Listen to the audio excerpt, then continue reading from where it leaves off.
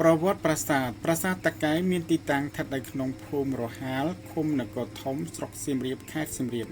សង់នៅសតវត្សទី10ក្នុងរជ្ជកាលព្រះបាទជ័យវរ្ម័នទី5ពីថ្មភក់មានទំហំ100ម៉ែត្រគុណនឹង120ម៉ែត្រតាមលោកហ្សាក់សូដេថាប្រាសាទនេះត្រូវគេបោះបង់ចោលព្រោះកាលនោះមានរន្ទះបាញ់ត្រូវប៉ុន្តែលោកហ្សាក់ប៊ូស៊ីសៀយល់ថាដោយមានកើតហេតុអាក្រក់មួយបណ្ដាលឲ្យគេបោះបង់សំណង់នេះលុះមកដល់រជ្ជកាលព្រះបាទសូរ្យវរ្ម័នទី1ទើបទ្រង់បានបញ្ជាឲ្យគេធ្វើការជួសជុលឡើងវិញអ្នកស្រីកូរ៉ាល់រ៉ូមេសាតនៅក្នុងសៀវភៅ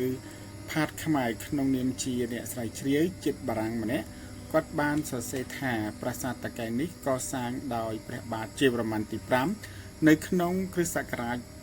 974ដើម្បីឧទ្ទិសថ្វាយព្រះឥសូរព្រះមហាក្សត្រអង្គនេះបានឡើងសោយរាជសម្បត្តិក្នុងវ័យកុមារភាពដូច្នេះមានព្រះរាជគ្រូជាឧត្តមក្រុមប្រឹក្សា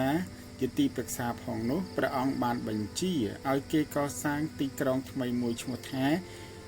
ចយត្រនគរគិរីដែលមានប្រាសាទភ្នំហេមគិរីនៅចំកណ្ដាលហើយតាមការប៉ាន់ស្មានប្រាសាទហេមគិរីនេះគឺត្រូវនឹងប្រាសាទតាកែវនេះឯងថ្មីត្បិតតែប្រាសាទតាកែវគ្មានក្បូរក្បាច់រចនាដោយប្រាសាទនានានៅតំបន់អង្គរប៉ុន្តែត្រូវបានអ្នកទេសចរខ្លះបានលាន់មាត់ថាប្រាសាទនេះដូនតាខ្មែរធ្វើមិនទាន់រួចរាល់ក្តីក៏រូបរាងដ៏ស្រស់ច្រឡឹងរបស់ប្រាសាទបានទាក់ទាញអារម្មណ៍អ្នកទេសចរខ្លាំងណាស់ដោយសារតែមានសិលាចារឹកឆ្លុះបញ្ចាំងឲ្យដឹងថាជាហេមគិរីបូជនីយដ្ឋានកណ្ដាលនៃទីក្រុងចយត្រនគរគិរីរបស់ព្រះបាទជ័យវរ្ម័នទី5យោងតាមឯកសារប្រវត្តិសាស្ត្រខ្មែរបានបញ្ជាក់ទៀតថាប្រាសាទតាកែវត្រូវបានកសាងបង្ហើយដោយព្រះបាទសូរ្យវរ្ម័នទី1ដែលបានឡើងសោយរាជនៅដើមសតវត្សទី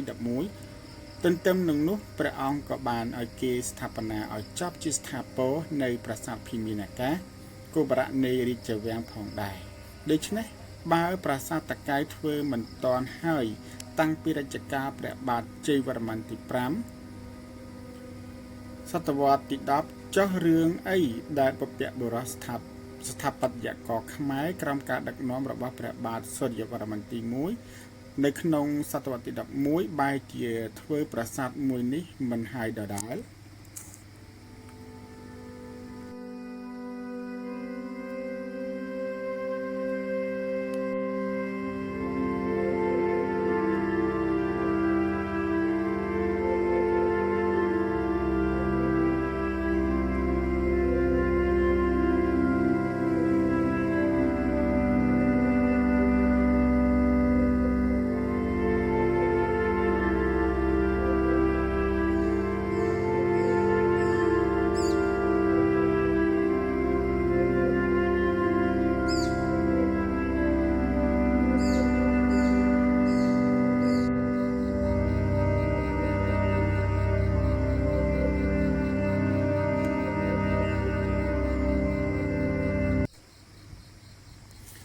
សិលាចារឹកបានចារថានៅពេលប្រាសាទបានកសាងរួចរាល់ស្រាប់តែមានរន្ទះបាញ់ដែលជាប្រផ្នូលដ៏អាក្រក់មិនអាចបន្តការសាងសង់បានឡើយសិលាចារឹកនៃប្រាសាទតាកែវមានចំនួនទាំងអស់7ដែលស្ថិតនៅក្នុងគោបរៈទិសខាងកើតស្នាដៃរបស់បណ្ឌិតយោគីស្វរៈស្ថិតនៅក្នុងគោបរៈខាងក្រៅដែលសរសេរនៅមេទ្វារទិសខាងកើតសិលាចារឹកនេះសរសេរជាភាសាសំស្ក្រឹតមាន38បន្ទាត់សិលាចារឹករៀបរាប់អំពីអំណោយរបស់យោគីបណ្ឌិតដែលធ្វើចំពោះវត្តនានាដូចជាវត្តលង្កាបុរៈអង្គវេទន្លេវត្តឯកចាមេស្វរៈកាំងទ្វិកៈតិកៈជ័យខ្សែតវត្តឯកភ្នំបាត់ដំបងភ្នំបូរីជបារាំងសីហែមស្រឹងនិងនរេត្រក្រៀមតាមស្លាចារឹក K842 និងលេខ K534 បានហៅប្រាសាទនេះថា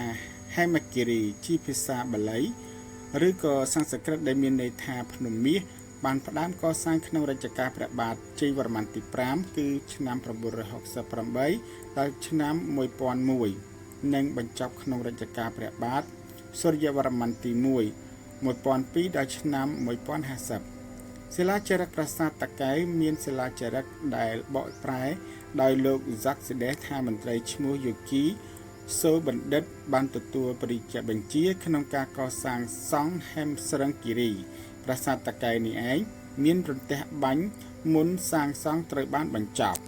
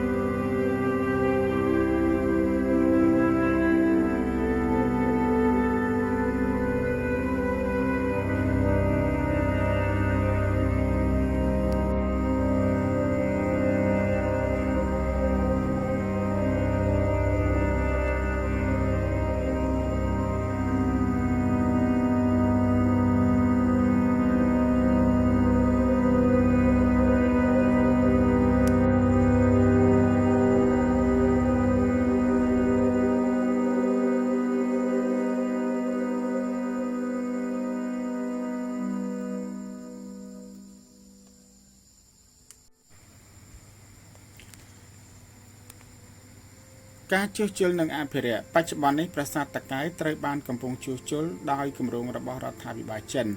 ដែលត្រូវបានចុះហត្ថលេខាដោយសម្ដេចនាយករដ្ឋមន្ត្រីហ៊ុនសែនជាមួយនឹងនាយករដ្ឋមន្ត្រីចិនលោកវេងជាបាវឆ្នាំ2006ឯកសារយោងប្រវត្តិសាស្ត្រអក្សរសាស្ត្រខ្មែរសម័យនគរភ្នំដល់សម័យឧដុង្គសតវត្សទី1ឆ្នាំ